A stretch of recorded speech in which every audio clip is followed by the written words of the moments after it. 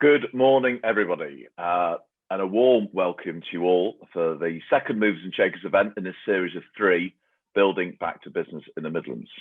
Today's focus will be on Birmingham. And my name is Simon Montgomery. I'm the Regional Director of Movers and Shakers. For those of you who don't know anything about Movers and Shakers, we have been running first-class property and construction events for over 25 years, bringing together key players in both the public and private sector. And the 2021 initiative for Movers and Shakers is to drive more and better public and private sector collaboration locally and indeed globally.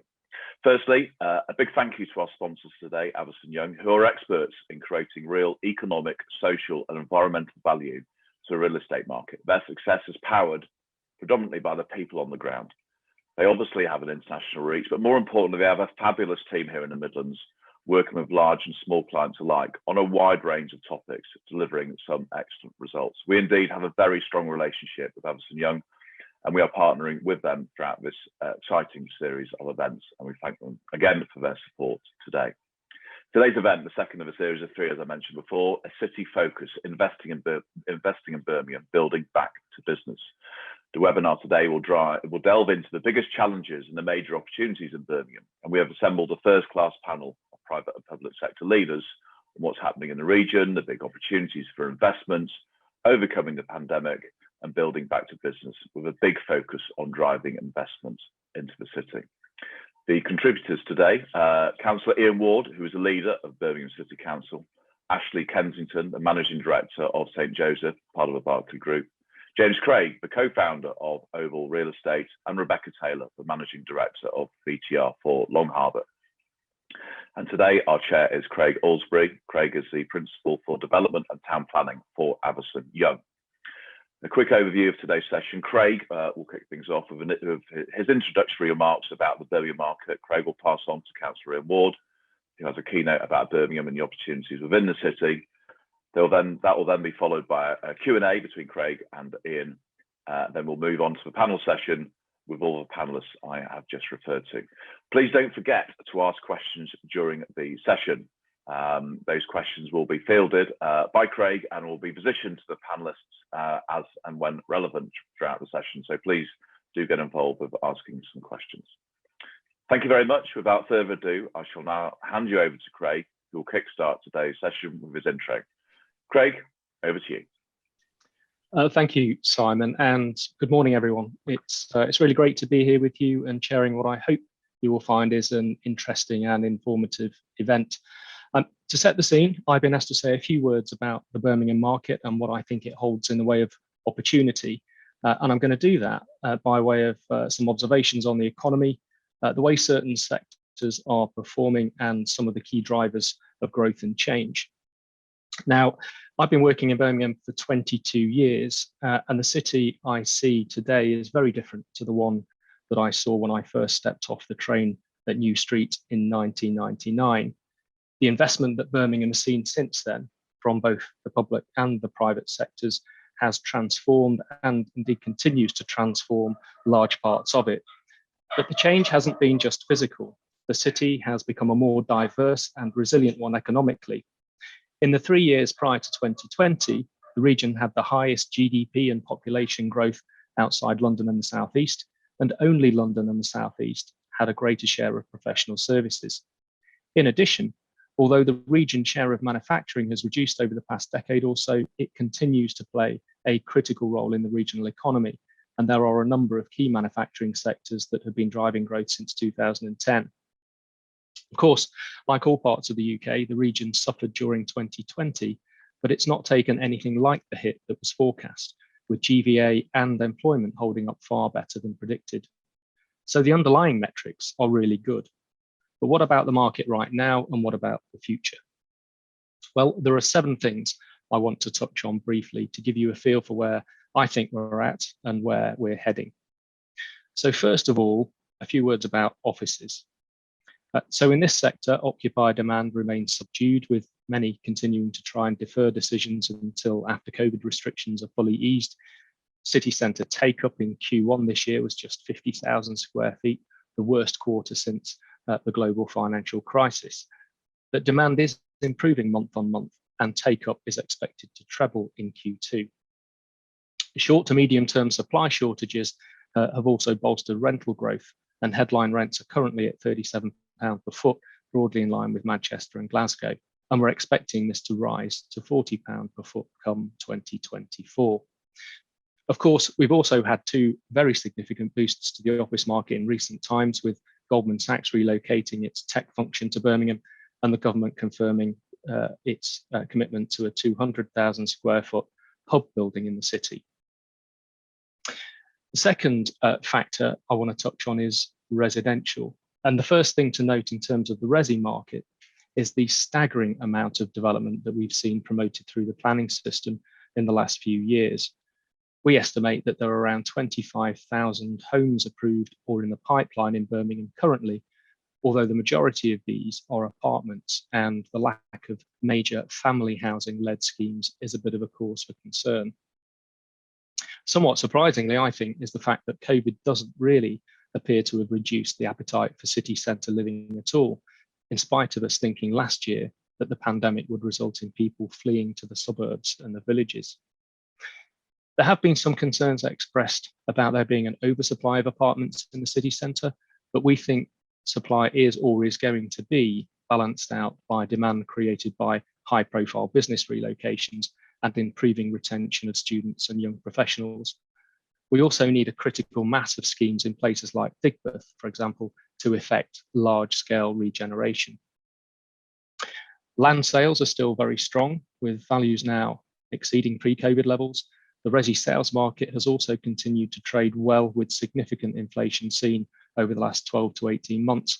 And the build-to-rent sector also continues to gather pace, with a number of schemes now demonstrating really strong demand and growing rents. If there's one slight nervousness, I guess, it's around the scale of development in the pipeline and whether, with rising construction costs, the taller schemes in particular will continue to be viable. Next is investment. And from a pure investor perspective, the market is incredibly polarized, with logistics on the one hand going somewhat crazy, retail being a little tricky, and offices sitting somewhere in the middle. That said, anything long let to very strong covenants is being very aggressively fought over indeed. The fourth factor is infrastructure. And as many of you will know, this has played a huge part in the Birmingham market over recent years and looks set to continue to help support economic growth over the next decade and beyond. HS2, the metro extension, and Sprint have all made significant impacts and will continue to leverage regeneration as they progress. The fifth factor I want to mention is public sector investment, including through public-private partnerships.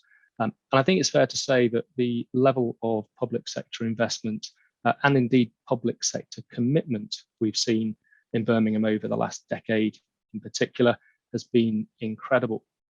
The city's leadership has been innovative and brave, and as a consequence, it's helped deliver transformational regeneration projects like Paradise, Grand Central, and others that 15 years ago were frankly proving impossible to unlock.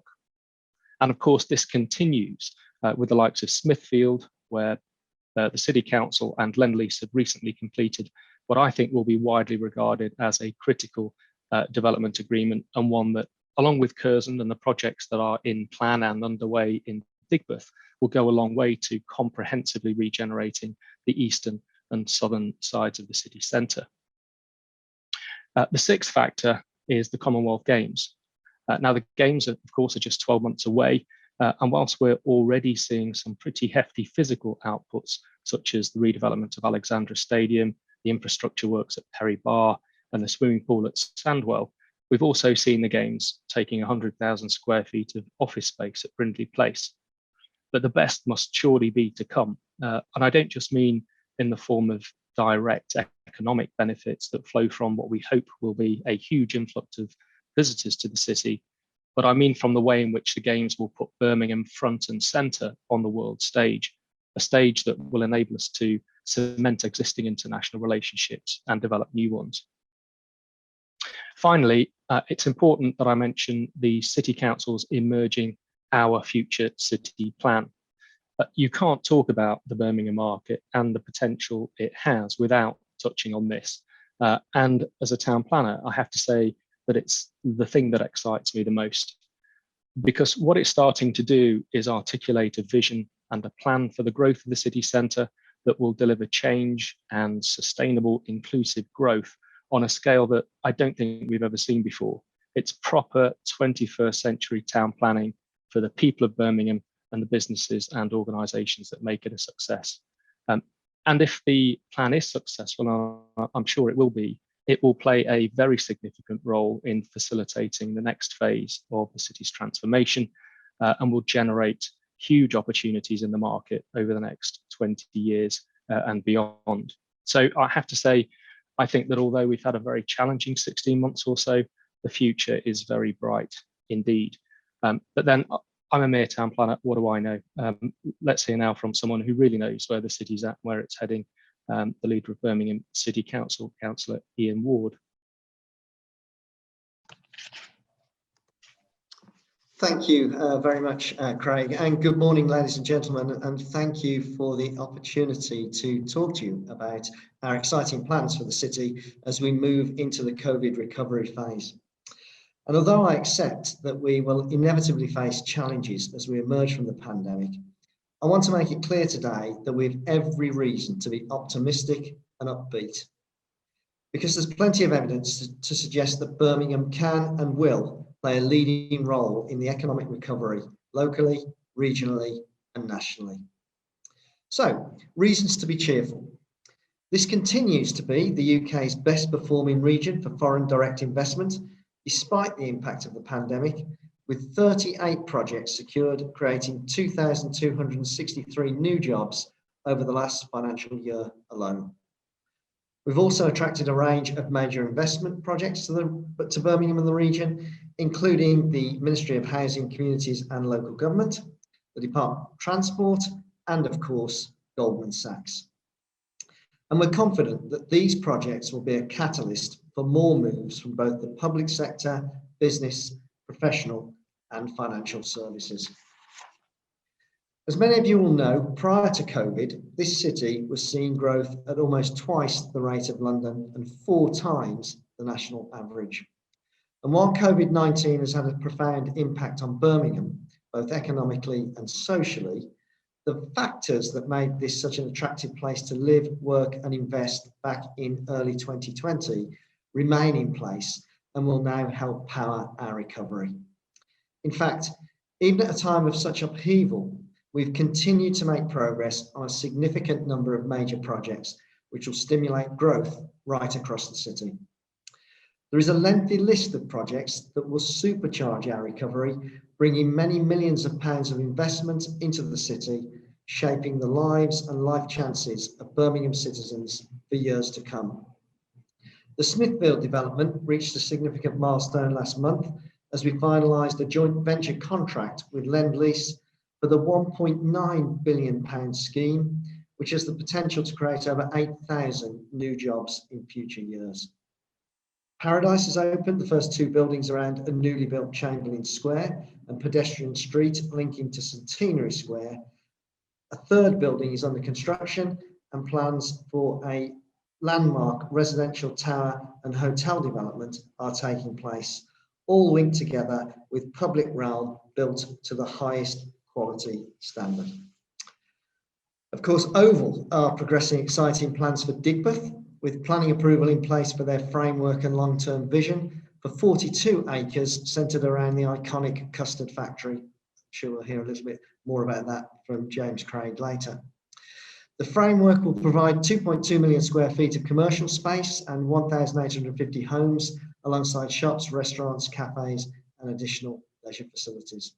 All this will support the creation of over 16,000 jobs and provide a substantial boost to the Birmingham and wider West Midland economy.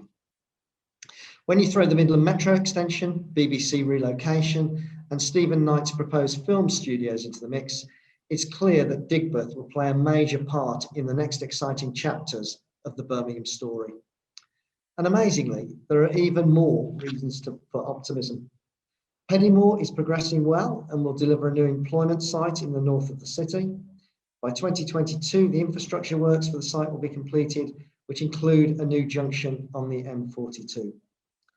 Last week, we published the draft Perry Bar 2040 master plan, which will continue the regeneration of an area which is already seeing unprecedented levels of investment, worth more than £700 million ahead of the Commonwealth Games. And by June 2022, we will have appointed a developer investor partner to take forward one of the largest city centre estate renewals in the United Kingdom, comprising 2 sites, Ladywood Central, which is 150 acres, and Ladywood Broad Street, a site of some 6 acres. In addition to these projects, there are plenty of other factors that mean Birmingham is well placed to deliver a cleaner, greener and fairer recovery that benefits the people, businesses and communities of our city. Birmingham is also a young, growing city.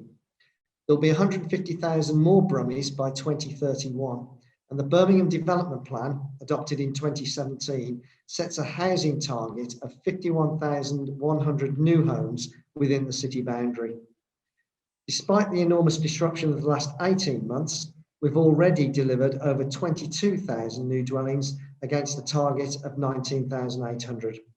Indeed, thanks to the progress made, we expect to exceed the Birmingham Development Plan target with a revised overall supply of 65,000 new homes. Our future city plan that Craig mentioned was released in January this year. It outlines a template for major change in our city, using the climate emergency as an impetus. We're setting a new direction, one where we aim for a zero carbon approach to development. The nature of economic development is clearly shifting from business location and business attraction to talent and talent attraction. So we need to be creating the type of places where people want to be, and our future city plan is the key to that. We're also determined to be a city that takes a leading role in tackling climate change, which is why earlier this year we approved a climate action plan which focuses on key themes where significant progress is being made and can continue to be made. And mindful of the need for a just transition, the plan highlights the links between climate justice and social justice, stressing the importance of leaving nobody behind on our route to zero journey. One key strand of our action plan is transport, and a significant amount of work has already been undertaken to achieve the modal shift required to clean our air and reduce carbon emissions. The Birmingham Transport Plan aim is to remove the domination of the private car on the Birmingham transport network, reallocating space to more sustainable modes of transport, such as trams, buses, walking and cycling. We will also continue to trial new technologies, such as the e-scooter trial, which started in the city last September and runs through to next March. For decades, Birmingham was known as a motor city.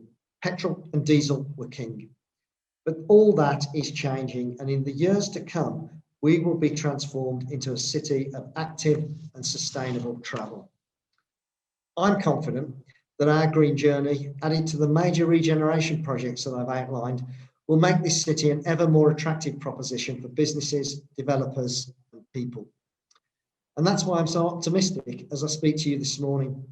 Yes, it's been a tough 18 months and we've all faced incredible challenges, but our golden decade remains on track, and together we will deliver a cleaner, greener and fairer Birmingham. Thank you. Thank you very much, Councillor Ward. There's obviously a huge amount going on and great ambition, and I'm looking forward very much to seeing some of the questions that the audience might have for you in particular in due course. But if I can just kick off with a few questions. First of all, we've obviously seen some fantastic regeneration schemes unlocked in the city over the last 15 to 20 years. Which of these do you think stands out for making the biggest impact? And what lessons can we learn from that particular scheme to help drive success in future projects?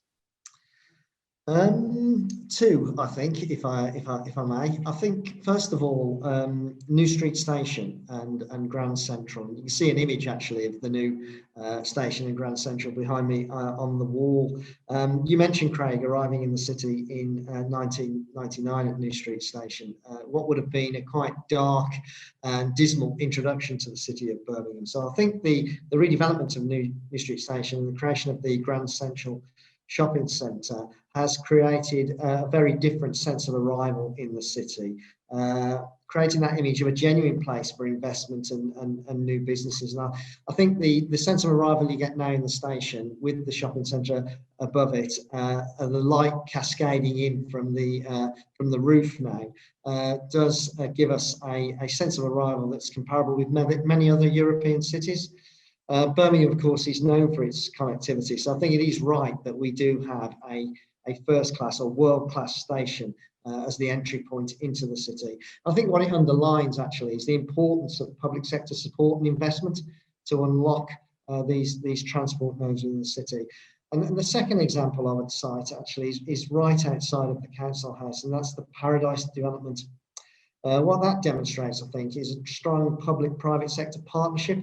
The public sector investment to de-risk the site, and then the private sector experience of Argent to deliver a high quality scheme. And as I said a little bit earlier, I think that scheme also demonstrates that you do need very, very high quality public realm in order to attract occupiers into a city or indeed a town. And of course, Paradise has attracted some major occupiers, including PwC, who occupied the first building to be completed. And we now have a fantastic setting there. In fact, I was sat in Paradise just a few weeks ago, and you've got the council house on one side, the town hall immediately in front of you, the Chamberlain Memorial, and this new high quality public realm of Chamberlain Square that's been created. And as I sat there, I sort of said to the person I was with that we could almost be in either Greece or Italy here with the quality of all of this. So I think that has really transformed that part of the city centre and gives us a really high benchmark to aim for with future development schemes. Yeah, I couldn't agree more. Particularly on well, both of those, but Paradise, I walked to the office myself not long ago for a brief visit, and that journey from New Street to Brindley Place now through Paradise is really quite extraordinary. You know, the quality of the buildings and the environment is really quite special. Interestingly, though, both of those projects have taken significant investment in transport, and we've seen actually huge investment in transport technology and skills kind of across the board in the city. How do you think Birmingham can capitalise on that particular strand of investment, you know, going forward? Well, I think on the transport side of this, we do need to continue to invest and deliver on transport infrastructure right across the city, and particularly around the city centre and the area covered by the future city plan. Congestion in this city is costing hundreds of millions of pounds to the city economy each and every year, and we know with our growing population of 150,000 citizens over the next 10 years that if we don't bring forward investment in transport infrastructure to nudge people out of the private car and onto more sustainable ways of moving around, using public transport, cycling and walking much more, then at some point over the next decade we will end up with gridlock, and that will not only prevent people moving around, but it will also cost the city economy a huge sum of money. So we must continue to invest in transport infrastructure and invest in public transport, and we are setting very ambitious targets actually to reach carbon zero within the city, and transport is 1/3 of our CO2 emissions. So making those journeys in a much more sustainable way and reducing our CO2 emissions as we do it is very important to the future of the city's economy.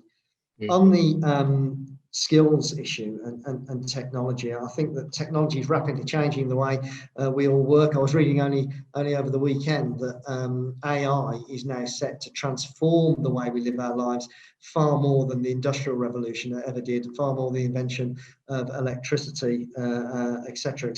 So it's a real challenge, I think, as we go forward. And particularly for people in Birmingham, where half of our residents have a level of qualifications that would restrict them to poor, low quality jobs. And we know the jobs that are being created in the future are going to be high quality jobs, high technology jobs. So we've got to do much more, I think, to invest in education and skills in the city.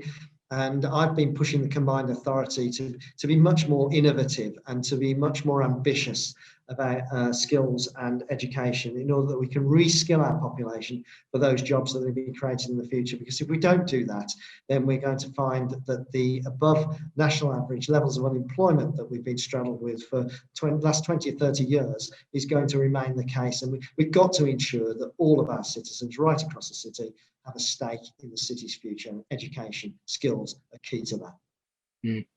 Right, I couldn't agree more. Just you touched in your keynote on a large number of huge projects that are in the pipeline across the city. Of those pipeline projects, what or which are you most looking forward to seeing happen, and why? I'm going to be a little greedy, I think, in answering this one, because over recent weeks, as the restrictions have been eased, I've been out and about, almost on a mini tour of major developments right across the city.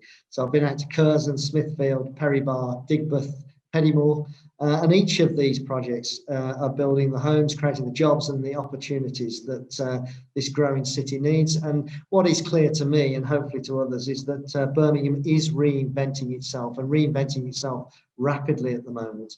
The work around Paradise and Centenary Square, as I've said, gives us a taste of things to come and sets that bar for the quality of investment and development that we want to see in the future. I'm also excited to see the ongoing evolution of Digbeth, which sits alongside, of course, the new Curzon HS2 station that's going to be bringing high-speed rail to the city, and of course the transformation of the Perry Barr area of North Birmingham off the back of successfully bidding to host the Commonwealth Games. So I think our journey over the next 10 years, this golden decade, as I describe it, has a lot of exciting parts to it. But I hope the people in this virtual meeting would agree that the important thing is the overall difference that all of this investment and development will make to the lives of people right across the city. And as we bring all of these opportunities together, the sum of these parts are far greater than the individual parts themselves. And it is this record level of investment that I think at the end of this next 10 years, people coming to the city for the first time will be absolutely wowed by the way the city looks. And people who've visited the city maybe in recent years, who come back in 10 years' time, will be amazed at the change that we have delivered. And that change, as I've been saying, needs to also ensure that we deliver real change to the real lives of the people living in the city. Great stuff. Thank you. One final question for this part of the event, at least, before we bring the panel in. Where are we up to on devolution? And what does devolution mean to you and the city, do you think? Well, I think devolution has really hit a stall. I think that the devolution ambitions that were set out by the Conservative government a few years ago were very much the ambitions of that Conservative government. We've moved on now to a very different type of Conservative government. And although much of the rhetoric remains, the reality is that we're not seeing much in the way of further devolution of powers or indeed funding to local authorities or indeed city regions. I think there's far more work to be done on this agenda now to try and push the government to be doing more. Before I came to this meeting, I was in a meeting of the Greater Birmingham Local Enterprise Partnership, where it's increasingly becoming clear now that the government wants to control the agenda of LEPs and the appointment of LEPs more and more from Whitehall, taking away that devolved control and responsibility that previously been given to LEP regions.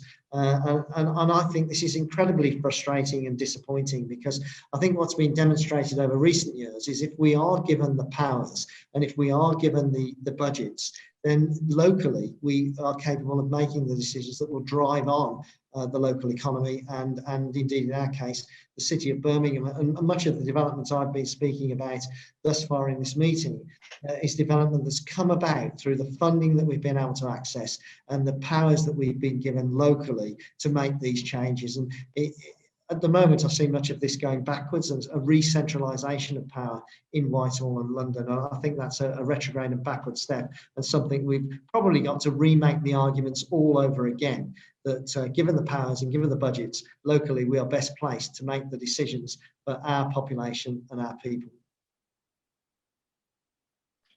Thank you very much. I think that concludes our interview for now. I've got some more questions for you that I'll hopefully be able to put to you during the panel discussion, Councillor Ward. But Chilise, over to you. Great stuff. So I think we're just there's Ashley. Great. So we've now been joined by James, Ashley, and Rebecca. To begin with, I'm going to ask all three of you the same question, if I may, just as a bit of a kick-off.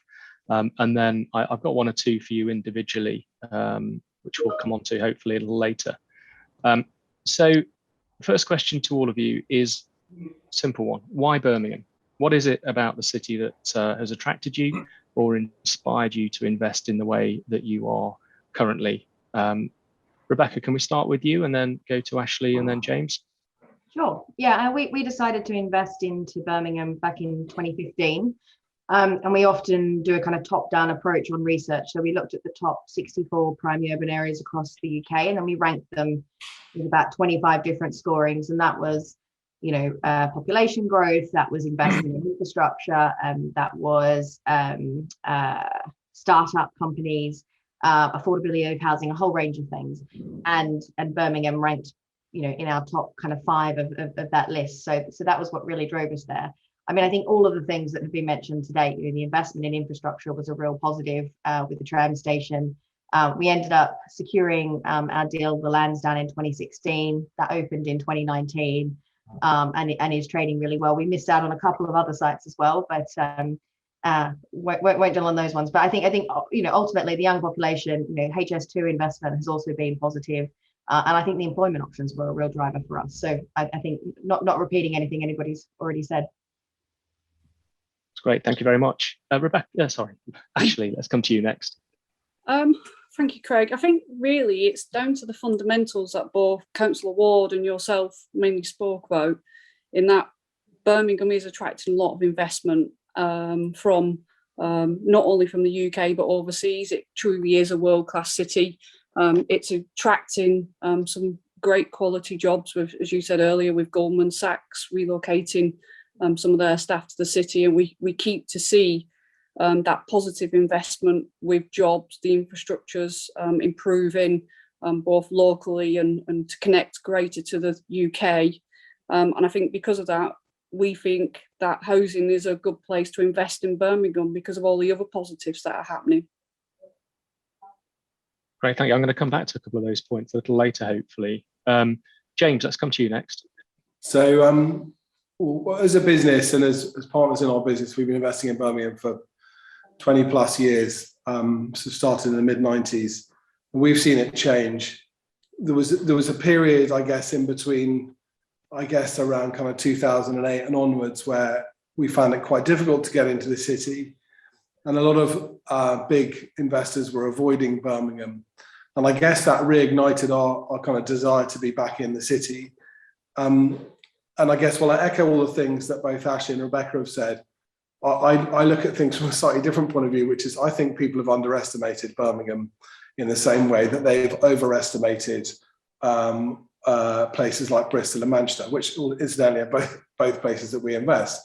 Birmingham, underestimated places offer the best prospects for investors and developers.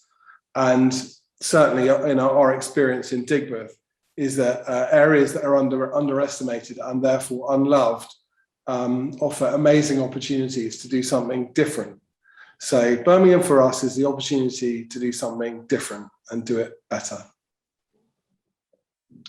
Very good, thank you. I'm going to stick with you, James, if I may. I think it's fair to say that there'll be many people on the call or attending today's event that will be familiar with your proposals in Digbeth, but there'll equally be a large number that won't. So I wonder if you wouldn't mind just telling us a little bit about your proposals in Digbeth, the stage the project's reached, what lies ahead, and whether, for example, the pandemic has changed your thinking around what the scheme needs to deliver. So to talk about Digbeth, we've master planned, and as many of you know, recently secured hybrid consent, both detail and outline, for just over 4 million square feet of space, which includes, as Ian said, just over 2 million square feet of office workspace, and then just under 2,000 homes with associated and very significant public realm. I think probably the key thing about Digbeth is that our estate in itself comprises 98 different buildings. And it is a living, breathing estate. It's not an empty site like a lot of other developers have. So therefore, the impetus on us to develop, we can take a much longer term view. And to my mind, taking a long-term view allows us to go at things gradually, and gradual change tends to be better and last longer. I think in terms of the pandemic, Digbeth is a big area. We have 600 tenants there. There are thousands of people who work in some of our buildings and on neighbouring owners. And what we've noticed is actually the independent and SME businesses, who tend to be broadly the type of tenant we have in Digbeth, have had a much more, dare I say, enlightened view about when they should be working and when they shouldn't, and more importantly, where they should be working. And I think that's significantly what we've seen, is that people tend to come to these village-like areas that feel more like home than perhaps, say, our other buildings that we own in Birmingham city centre on Colmore Road, for example, which are occupied by multinationals. So we've really seen a kind of quite a lovely kind of local thing happen in Digbeth and continue to go on. And then, if I may, just one final thing, what we also see is a real arc between what we would call kind of quirky and quality. And that is occupiers, particularly business occupiers, will run now for two things. They will run for high quality office buildings, or they will run for something unusual that makes them feel special. And we feel everything in between will suffer. And Digbeth is very fortunate in having, I suppose, the quirky side of being on the quirky side of that arc. And we're investing very heavily in our buildings now to improve that. And I think, touching on something Ian said, we've just secured LEP funding to build effectively a small TV studio for independents in the city. So Digbeth continues. It's a very exciting project. Just out of interest, James, what would you say have been the key challenges for you, so far in Digbeth? And not that you would give advice to others, but if you were to give advice to others thinking about investing in the city, what would that advice be? Speaking as not a Brummie, but somebody who's conducted the bulk of my kind of business career working in Birmingham and around Birmingham, it's quite easy to be seen as an outsider, being absolutely candid. But notwithstanding that, I think we've, as a business, always wanted to make ourselves available and on the ground. In fact, we have 40 people working in Birmingham in our Birmingham office and 10 in London. And I think that should give you a bit of an indication as to how we kind of look at Birmingham. I think the other thing, an advice to people, I would say, the things that seem to have the biggest impact are, first of all, avoiding homogeneity in terms of style. We think paint, which is good value, and light, which is good value, makes the biggest impact the fastest. If I could point at the number of things we've done in Digbeth since we've taken ownership of the estate down there, the things that people photograph and share the most are really interesting street art, really well painted buildings and really well lit streets. And that makes a huge difference. It really does. And respecting the grain. Let's not just build boring looking buildings, let's build interesting looking buildings. Excellent. Thank you very much. Fascinating stuff. I'm just going to flip over to you, Councillor Ward, if I may, and start first of all with a question that might sound a little negative, but I'm hoping it won't be. And then I do want to come back to this point about what you look for in private sector partners, because James has just touched on something quite interesting there. So first of all, what, if any, do you think the major barriers or obstacles are to the council achieving its growth and transformational ambitions? And then secondly, this point about private sector partners, what do you look for in private sector partners? Well, I think to answer the first question about barriers to the council achieving its growth ambitions, I think first of all, if I had one request of the government, it would be to stop tinkering around or messing around with the planning system. I think we've reached a point now where they need to leave the planning system alone. It is not the fundamental problem that's often claimed. There are consents for development that don't get built out. That's a bigger problem in my view than the planning system. And invariably with the tinkering around the government does, there are always unintended consequences to this. So the introduction of permitted development is increasingly leading to poor design, poor buildings, and driving out good design, high quality developments. I don't think, as I've been saying, the system's the issue. What we need to be doing actually is working towards a long-term process that means early collaboration between all of the stakeholders involved in any development. So that will be the developer, the investor, the local authority and the existing community. And I think one of the things that James was just talking about with the success of Digbeth is that you often hear the word and the accusation of gentrification, but I think what James has been doing is not gentrification, it's amplification. It's taking what was already there and amplifying that in order to create an even better space for people to come live, work and access leisure opportunities. So I think that would be for me, that we get on with the job and we stop trying to tinker around and mess around with the planning system. And then in terms of private sector partners, we're looking for people, James mentioned actually high quality. We are looking for developers that bring quality developments. We're also looking for developers that have a clear vision for the site that they're going to develop and the place that's going to be created as a result of that. We're very focused on placemaking, so bringing together the quality of the environment, the infrastructure investment that's going to be needed, and creating a legibility to a place or an area.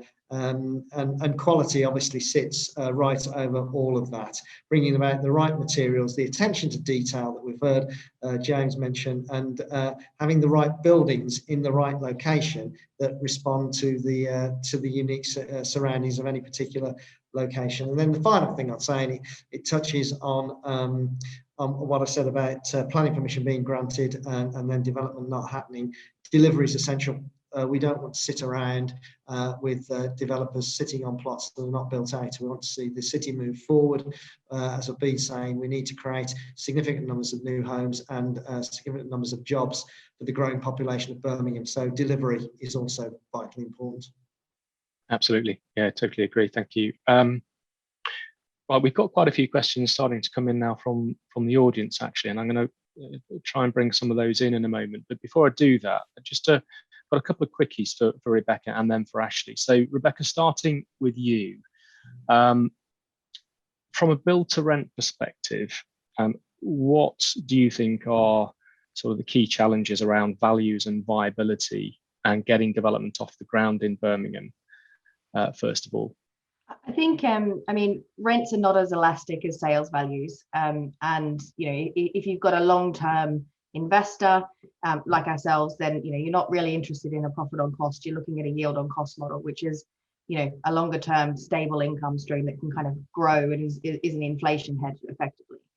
And we're seeing that in Birmingham and across the UK actually, that it's still, affordability is still kind of key to making sure that you kind of let a building. So where that causes a problem, I think, is then you've got a lot of these towers that are kind of out in the market at the moment, and you've got a case where you've got land prices which have inflated quite a lot over the last couple of years. You've got build costs which are now kind of really under pressure, I think, across the country, and so it really does it is challenging to kind of get some of those taller towers off the ground and kind of delivery. And I think there's also a new focus from investors as well. Maybe it's always been there, but I think a definite focus on green space and quality green space. And so, some of the investment theses around, city centre living, whilst they still retain, it's very difficult to kind of get access to green space on top of a tower. So I think there are some of the challenges that are definitely, in Birmingham at the moment. And I think you mentioned it before. I think there's also a concern from the investment market on the supply in the market. And that's because Birmingham has had great housing delivery, but there's a lot of what I would call PRS. And I think we should differentiate PRS from build to rent.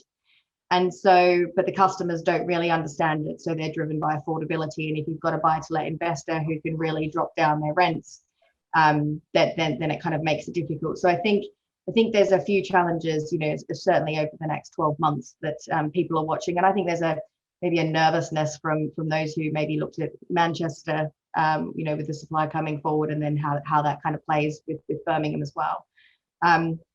But I mean, for us, it's obviously still a city we very much believe in. We've got the Lansdowne, it's performing really well. And the regions across our portfolio outperformed London. So as a stable income stream, the regional cities, are still, and Birmingham is still a good investment. But I think the longer term investors are maybe a little bit more focused on quality and really actually deliverability on that side of things. I mean, James has got a great opportunity because part of delivery is not just on the residential. Residential is not the silver bullet, but it's the place and the kind of the wider development as well. So again, I think people are a lot more aware of that and focused on that when we're looking at all of the pipeline coming forward.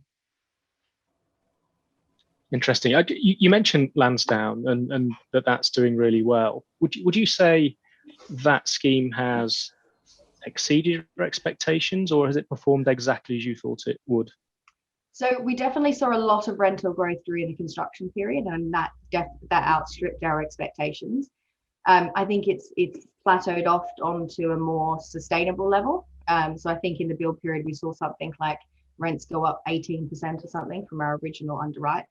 And now we see kind of a stable sort of 2.5% rental growth, which is in line with our expectations. I think some of the other surprises were we put a lot of investment into supporting cycles and bike storage, which hasn't really been taken up by customers yet. I think we also saw a real diversity of tenure types. So we talk about that all the time. Build to rent is often talked about young professionals who can't afford to get onto the property ladder. I mean, the first person who moved in was 47. Our oldest customer is 72. Well, take out the kids, but it is kind of 18 with their own AST. So I think what's been great is to see the community evolve. And you often see that as, now that we're into our second year of letting, more people staying, and a bit more of a community inside the building rather than just kind of, people who are looking for a 12-month AST. Great, thank you. I'm going to come to Ashley next, if I may, and a couple of questions for you. First of which is, you guys obviously have experience of delivering major resi schemes around the UK. I'd be interested to know, whether there are particular challenges that you seem to face on a very regular basis, and if you found any of those easier or more difficult to overcome in Birmingham. Thank you, Craig. I think wherever we develop, there's always challenges, whether it's new legislation, whether it's COVID, there's always something that comes up. But the biggest point for us is, can we build something that our customers want? Once we get beyond that, it's how quick can we actually deliver it? Building we can tend to control ourselves, but it's the forward planning of any project. And I think the planning regime, the requirements now on developers, there's so much that we need to do, and actually to get a design and get the planning consent for something that we want to build takes a lot of time. I think on more schemes now, it's probably between, trying to think, 18 months as a minimum for a process to get through planning. And particularly with COVID, that's extended. I think our experience with Birmingham has been very good. All officers at the council want to collaborate. There's always challenges. We always try and put forward a good scheme, but there's always the debates of what can we do and how can we get it done. But the debates are good and they're very proactive, and all the officers at the council want to achieve a great consent. So it's good when you're all on the same page, trying to go in the same direction. And I think that's helped us to actually achieve planning permissions quicker.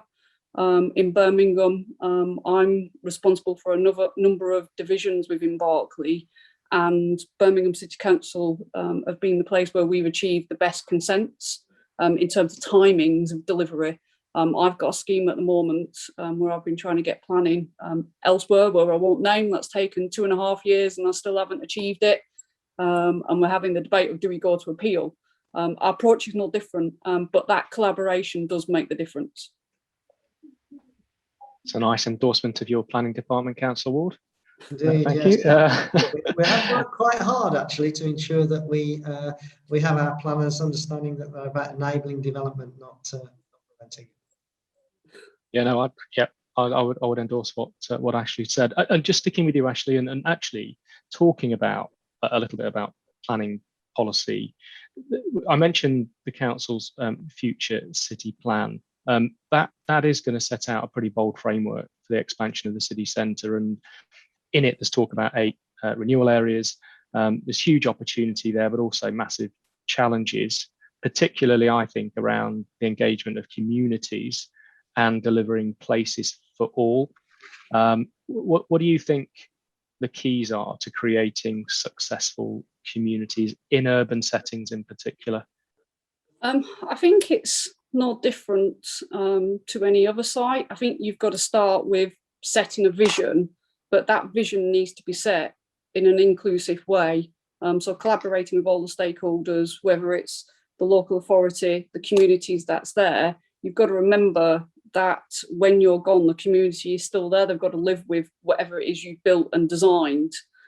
So I think it's really important that you engage with the community and get them involved at the beginning, so that you're taking into account what the issues are, why you're building something new, how does the community benefit, but also to start with the community in mind at the beginning. So in a lot of the schemes that we do in terms of big regeneration schemes, we'll start with some community benefits to start with, so that the community is involved, get them involved in the planning, show them what we're doing, bring them along on the journey, so to speak. But I think you can't forget the positive impacts that development have as well. The opportunities that development and regeneration bring to the local community, whether it's jobs, whether it's the new infrastructure, and particular health and well-being. I think with COVID, across a lot of our schemes, we've noticed where we have invested in the public open space on site and the high quality space, how much that has helped with people's health and well-being. So I think the more engagement you can have, the more you can get a scheme where the existing community are involved in, and I think that really helps with the success of the scheme.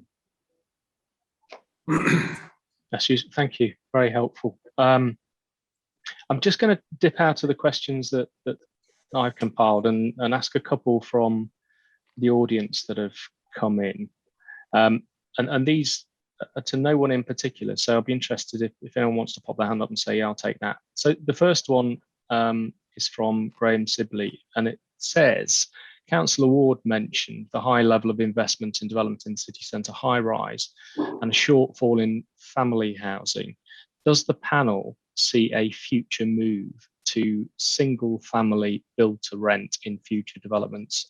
And this says away from the city centre, but I wonder whether actually that might be within and away from the city centre.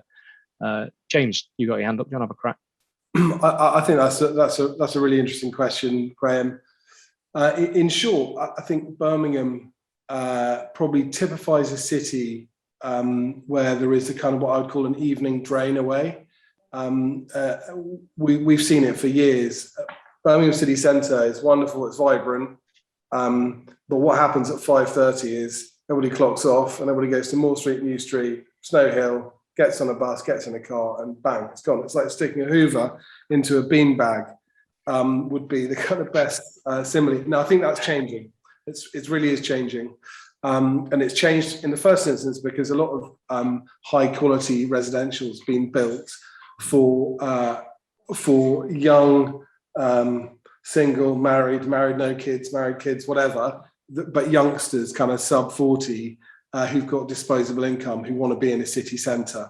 And actually a lot of what Rebecca and Ashley and what we're trying to do, hopefully kind of put some people back into the city centre at night, feeds the nighttime economy.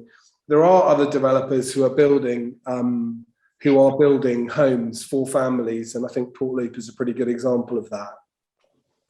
I see the requirement for greater family homes increasing as we draw nearer to HS2, and I think there are a number of reasons for that. Not least the fact that people will be able to work outside of Birmingham but live in Birmingham, so perhaps work in London but want to live in Birmingham because that's where they're from. And the minute we've got that, the minute the transport catches up, then I think we'll see more of it. But of course, there's a question of space. The only other thing I would say is that I think in city centres generally, and it's not just in Birmingham, we are obviously seeing the kind of the faltering and failure of large swathes of retail. And I think the big opportunity for the brave and the well-funded will be to acquire what I would call functionally obsolete retail to convert to residential. But one thing I would say, Graham, is I think perhaps houses, I think there's definitely a bit of a move away from it. Not everybody has to live in a house with a front door. And I think bigger apartments will satisfy some of the requirement that you're proposing in town. Anyway, so that's a rambling response, but I hope my take on it. No, that's great. Size that investors are really chasing single family housing, and that's been a result of COVID.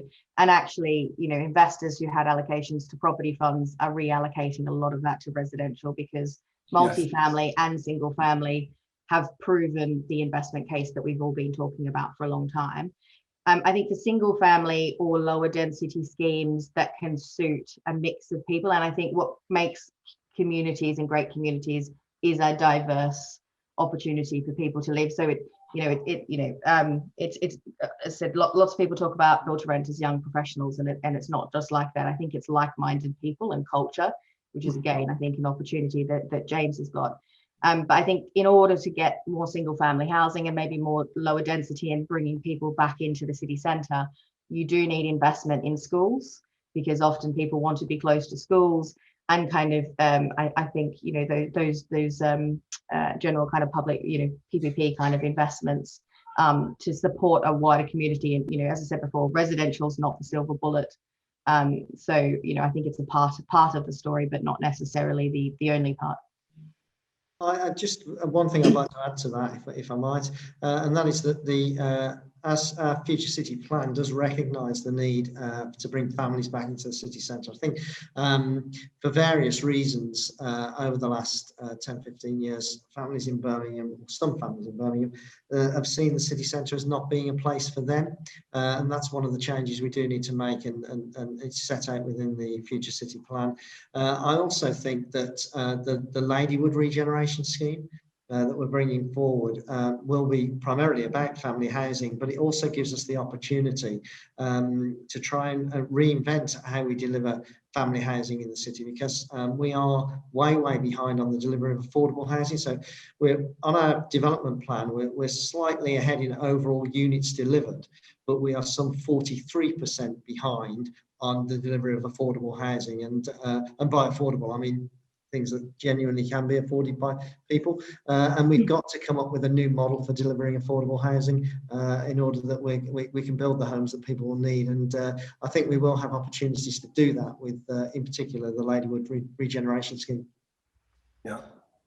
There is another point actually about getting families back into the city centre, which Rebecca, you touched on earlier actually very briefly, and which the future city plan is also going to be trying to grapple with, and that's the whole greening of the city centre. And I don't just mean the odd tree here and there. I mean proper greening of the city centre, and really getting some high quality public realm back in that everyone can enjoy, but will certainly attract families. I mean, do the panel think that will play an important part? So my view on that is, and I guess I know it'll be another rambling response, is so often you see in cities not a lot of green. In London today, where there's tons of it in various different parts, but you go to Manchester, there's none. You go to Bristol, there's loads, but it's not till you get this right round the outside, perhaps with the exception of Clifton Downs.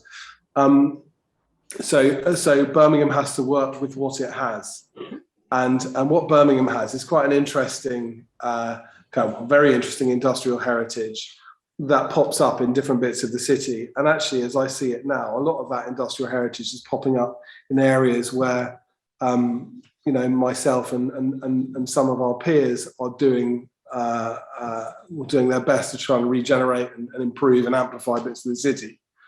And I think Rebecca mentioned it. Building resi in isolation was done a lot during the 60s and 70s. You built loads of resi in a single area and then no kind of what we would now call amenity around it. And so actually the kind of levers to pull as developers these days is to create something a bit more harmonious, and that is a combination of kind of culture, and I say that very loosely. That can be anything from kind of F&B all the way through to a museum, whether it be sporting, whether it be dance, whether it be music, whether it be whatever. So if you can weave those things together, and the best way to do it in our experience is to have open spaces that are available for all. And one of the things we've tried to do, and I dislike the word curate, is I'd say organise spaces to the extent that people can come and use them. Because ultimately, and I think something Ashley referred to is, ultimately we're kind of, we create platforms for people to live in and work in, but there is a point at which we go. And once we've gone, we do need to leave something behind that kind of makes the area work, other than just sticking up buildings. So that's a very, very, very important part of what we do now. And I think weaving public realm, culture, active ground floors, for example, we've got music schools, we've got music halls, we've got dance studios, all those things. If you can bring them all in together, it creates this lovely grainy experience. The placemate, and again, I don't really like placemaking as a word, but where you bring all these things together, it has a really, really harmonious effect. It's great. Thanks, James. Does anyone else want to comment on that before I move on? I've got another question. I would say, I guess I would say this really, but I do believe that the Future City Plan does set out a very ambitious agenda to green the city centre, and we do want to see developments coming forward in the future, very much along the lines that James has explained actually, but with a real green heart to development. And if you look at some of the images that are in the Future City Plan, you can see that ambition coming through. The question or the challenge for us is to deliver it. I think one of the the opportunities for Birmingham is also the canal as well. That is a green space, and so really, as James said, making the most of what's already there in Birmingham. It doesn't necessarily have to be a green park in the middle of a space. I think it's got to be something that people want to use, and it's a bit more dynamic than just thinking about a square box. So, agreed. Absolutely. I'm going to ask a slightly different question now. This is also from, excuse me, the audience. Tracy Davenport has asked, what would the panel like to see considered and incorporated into an updated Birmingham City Centre Enterprise Zone offer, building on recent investments and developments? Who wants to have a crack at that? I'm not going to answer that one first. I've seen that one there, and I thought exactly the same, James. So Ashley, we'll throw you in. Go for it. Go on, I'll take it. I'm not sure the city needs it. I think there's a lot of investment actually coming in, and I think actually with the funding that's available from Orms England to help kickstart some of the sites that are heavily contaminated and need some enabling works, and with the combined authority and the investment that's coming in, I don't think it's necessary for the city. There's also the factor that when the enterprise zone was put in, we didn't retain all of our business rates, so that the incentive to capture that business rate growth was there. But currently we have 100% retention of business rates as a local authority, so there's not really a need for the enterprise zone in the first instance. Having said that, the government are attempting to remove us from that position. They want us to go down to 80%, which will put the proposition back on the table. So I guess in those circumstances, with the future city plan looking to grow the city centre out to the inner ring road and beyond, I guess we'd want to see the enterprise zone cover those locations as well, so that we could retain that business rate uplift. And there's no doubt it has assisted Yes. a large number of projects, without a doubt. I'm going to move on to transport and another question actually from the audience. This is Ravi Parmar. So with all of the investment in buildings, how is this going to be managed from a transport point of view? Will we go down the route of an underground, or dare I say Hyperloop? The infrastructure barely works as it is. Are there plans to help this? So go on, James, you go, but I'd like Councillor Ward's view on that as well. Do you know what? I think walking across cities is very good, but and I was about to actually answer Ravi's question on the chat, but actually, if you look at big transport and you take a look at somebody like Brunel, and you take a look at all the naysayers, big transport is always very heavily criticised at the point at which it's delivered. But we're still riding on the Great Western Railway over 170 years after it was designed and built by Brunel and everybody else. So I think a lot of the things that we're putting in place now are great, but they simply won't benefit any of us on this call. But the things that we can do, which are achievable, are things like making the city more permeable. And that means that Ian and his fellow councillors and members of highways and planning need to, and obviously are at the moment, addressing permeability of the city. And once that's done, the city becomes easier to navigate. I think a lot of these problems start to dissipate. And there are a lot of British cities, just by dint of the kind of their own geography, have always benefited from that. And I think Birmingham's working hard to get there now, but it is hard to get transport right, and I suspect we won't benefit from what's being done now. But what's being done now is great. Metro, amazing, finally. I remember when we first invested in Birmingham in '99 on the Hagley Road, somebody said it's great, the metro is coming to 5 ways, and 21 years later it is coming. So these things take time. I think we all need to be a bit pragmatic about the delivery of transport. Yes, they not only take time, they're hugely expensive. Yeah. In case of light rail, but I do agree that the city centre is a very walkable city centre here in Birmingham. And I think as we push it out to the inner ring road, as long as we continue to create interesting places, squares that people can walk through and dwell in, then the city centre should remain a very walkable city centre, even all the way out to the inner ring road. I think in terms of transport into and out of the city centre, Undergrounds are even more expensive than light rail. I don't see that we're going to be accessing funding to that in the near future. So further investment in bus lanes, bus priority schemes, Sprint, which is the bus rapid transit system, and we're putting in 2 of those lines at the moment because of the Commonwealth Games, one down the A45, one down the A34, and continued investment into cycle lanes and encouraging more cycling and walking is going to be the way to go.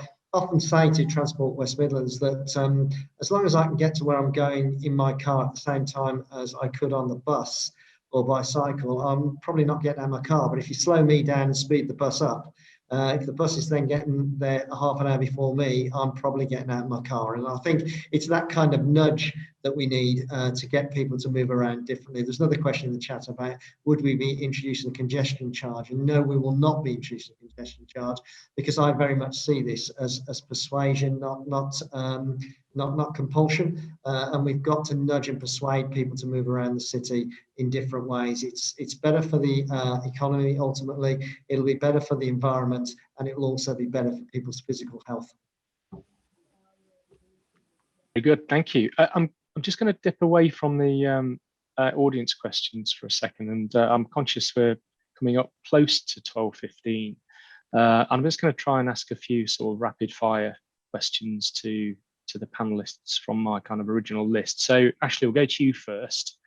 And the question is, has your recent experience in Birmingham cemented your interest in the city? Sounds like it might have, but what's in the pipeline for you guys? Yeah, we're certainly still very much interested in Birmingham. I think the biggest query for us is probably the point that Rebecca touched on, in that actually land prices have moved quite considerably. So it's about the right opportunities to invest in at the right time for us.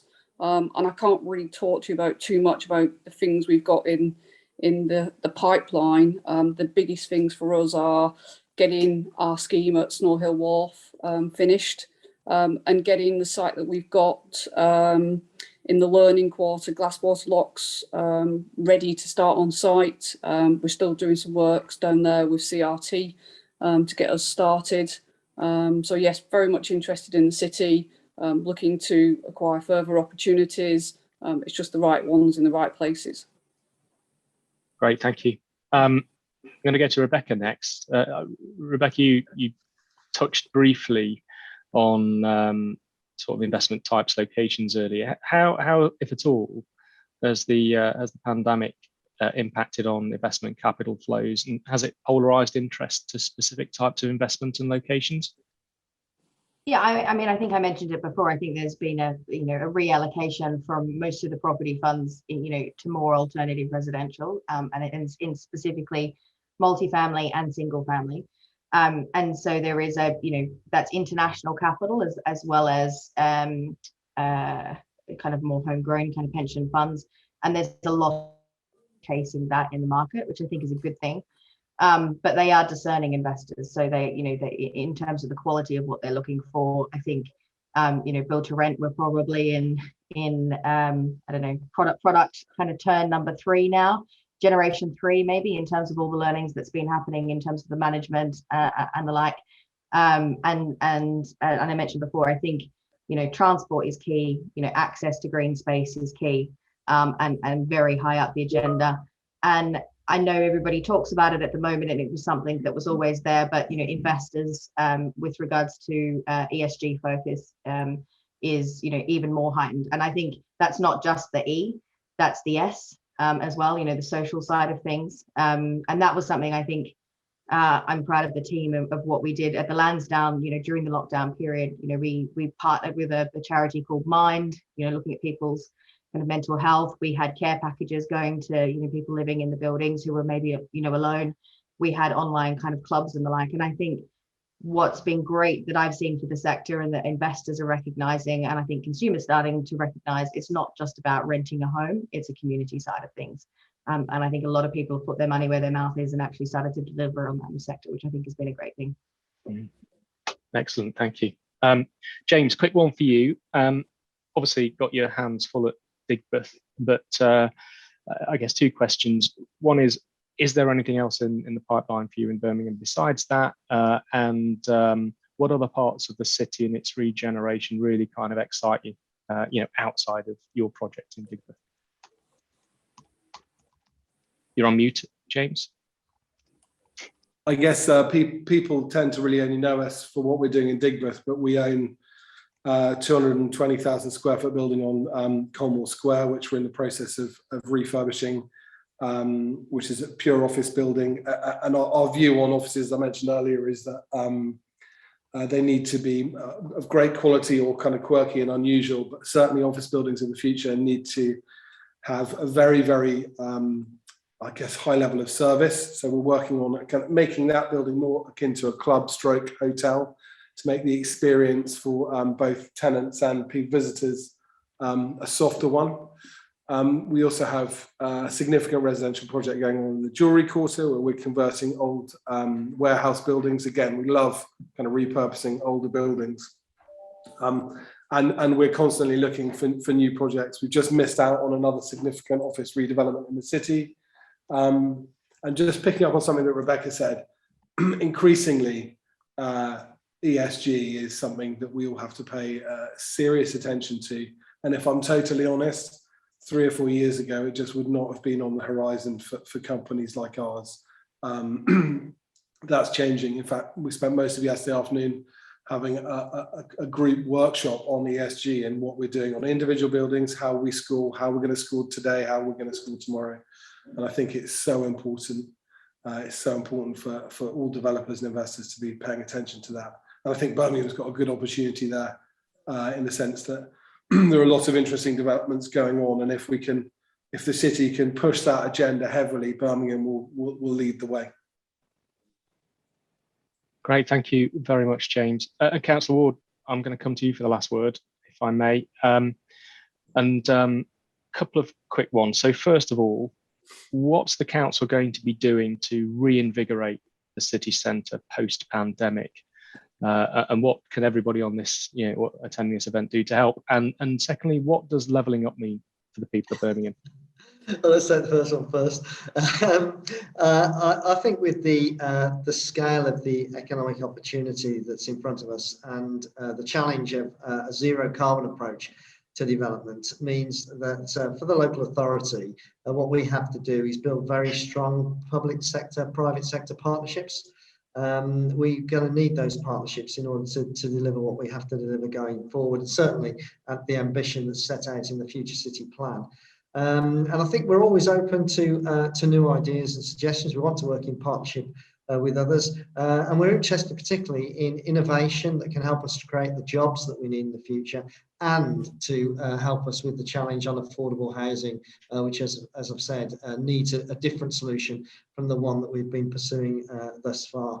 And then on to levelling up. Well, I think levelling up, it's a nice phrase, isn't it? Because it can mean different things to different people, although I understand the Prime Minister's under some difficulty to explain to people in the south of England that it doesn't mean for them levelling down. I think what it means for me here in Birmingham is that we've got to ensure that all the communities right across the city feel they have a stake in the city's future. So levelling up has got to mean that the people in this city can access the opportunities, the jobs, and afford the homes that will be created in the future, so that they want to be part of Birmingham, they're proud of Birmingham, and they have a stake in Birmingham. Thank you very much. Simon, we're done. Over to you. Thank you. Well, thanks, Craig. Thank you very much. Thank you very much to Councillor Ian, to Ashley, to James, Rebecca, and of course to our fabulous chair today, Craig. What an incredible session. I think that could have gone on for a lot longer. We've only slightly overrun, but it was brilliant. I'm not going to try and sum it up in any great detail because there's been so much quality information that's come out, and I'm genuinely really appreciative, and I found that absolutely fascinating. I'm sure the audience did that. But there are a couple of things that stick out. Birmingham is reinventing itself. And if you look at the panel today and the organisations who have chosen on the panel to invest in the city, it is testament to that point. And I know this is a small handful of people who have decided to be commercially active in the city, but I think that kind of backs up that expression. I think that was from Councillor Ian at the beginning of the session. It's great to hear that investment in the region is still in a very, very strong place. Indeed, I think a really impressive statistic was It's the best region for foreign investment or direct foreign investment. And I think that's it's a fascinating and impressive stat. The climate action plan will ensure Birmingham is a key UK player in pushing the carbon zero agenda, and obviously is a big part of the future city plan. And again, fascinating to hear on that. I'm not going to go into any detail because I wouldn't do it justice. But I do like the fact that it's a golden decade, and it's on track, cleaner, greener, and fairer. Sounds like a great balance. And I loved it's not about gentrification but amplification. That's fantastic. That's brilliant. So thank you to everyone involved. As I said, a really engaging and informative session. This session will be available to view on YouTube. It's free to air. So please, if there's someone who hasn't been able to attend today, please do forward it on to them, as I'm sure they'll get some value out of that. And that will be on our Moves and Shakers YouTube channel. July the 21st is the third in our series of 3 in the Midlands. And again, it's a city focus, and it's on Wolverhampton. That's at 12:30 on the 21st. Thank you once again to our sponsors, Avison Young. Thank you to all of you for joining us today. I do hope you found it of some value. I'm sure you did. And so from everyone at Movers and Shakers, have a great remainder to your week. Stay safe, and we look forward to seeing you soon. Many thanks. Cheerio. Bye.